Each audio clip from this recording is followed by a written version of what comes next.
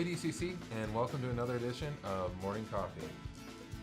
Today I want to talk about probably a story that you might be familiar with if you grew up in church. If not, it's one that you should check out in the book of Genesis. But it's Joseph, right? And Joseph has this, the scholars kind of debate whether it's a coat of many colors or was it just a coat of color.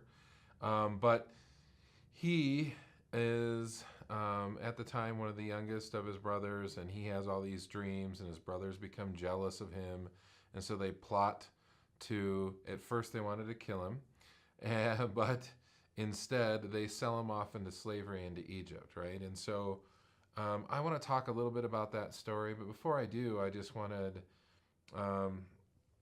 to kind of look at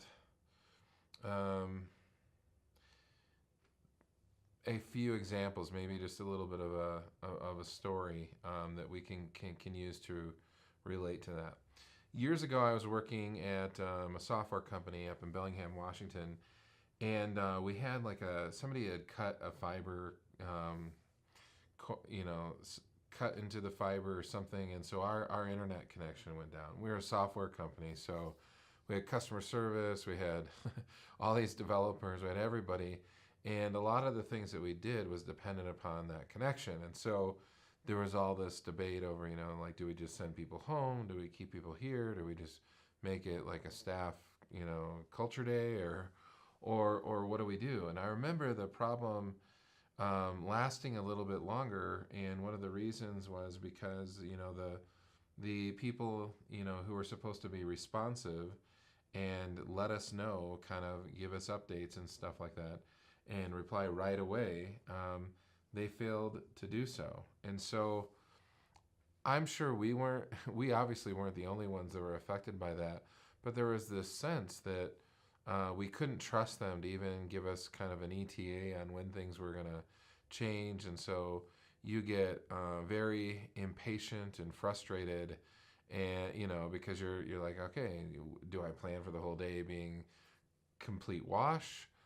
Do I just send people home? What do I do? How are we going to gain back this day? And so business was completely disrupted. And I'm sure there were many, many, many other businesses that had the same or similar result. And so it reminds me of the story of Joseph because, Joseph gets sold into slavery by his jealous brothers. Then later on, he's falsely accused by his employer's wife. The employer Potiphar is his name, and Potiphar is accusing him of trying to do something with his wife, so he gets imprisoned. And so, things just go from bad to worse. Like, hey, Lord, you gave me this dream and this vision, and then I told it to my brothers, and they got jealous, so they sold me into slavery. And then when I was there, I'm working for this guy, and I'm doing a really great job, but his wife wants to have an affair with me. I don't want to do it, so I try to run. She grabs my tunic and kind of rips it and then says, oh, he tried to do something with me. And so then he gets thrown into prison, right?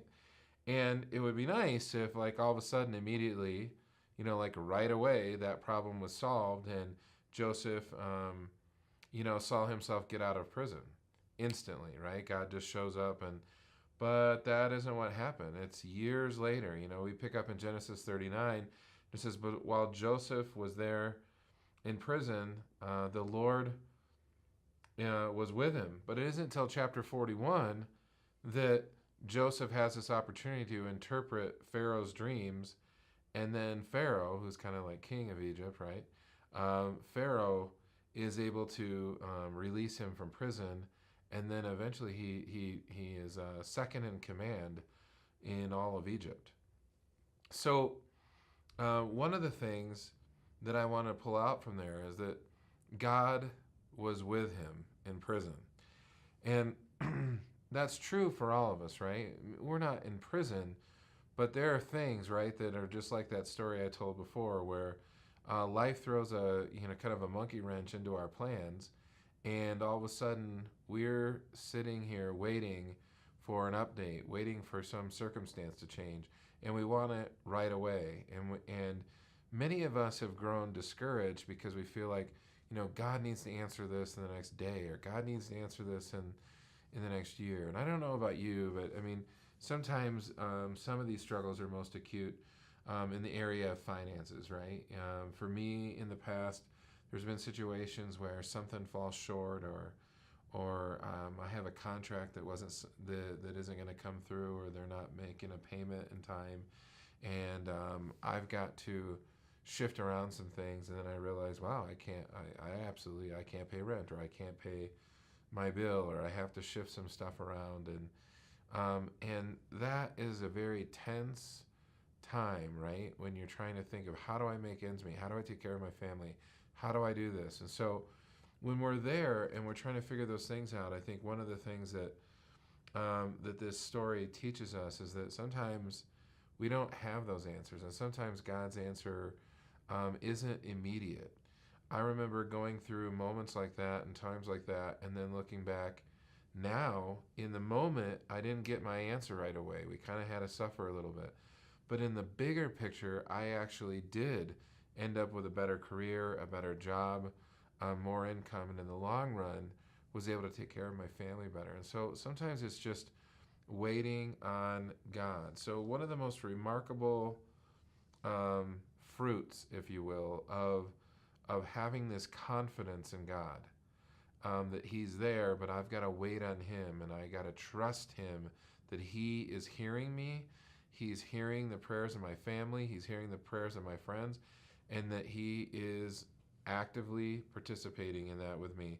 One of the fruits of that is patience, and we see that in the story of Joseph, right? Years later, his brothers come because there's huge famine that's gone across nations and nations and nations.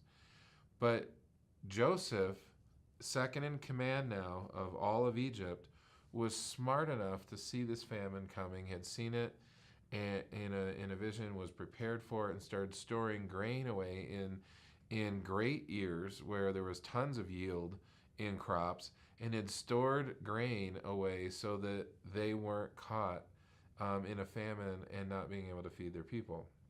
So here comes Joseph's brothers to Egypt looking for help and looking for food to take care of their family.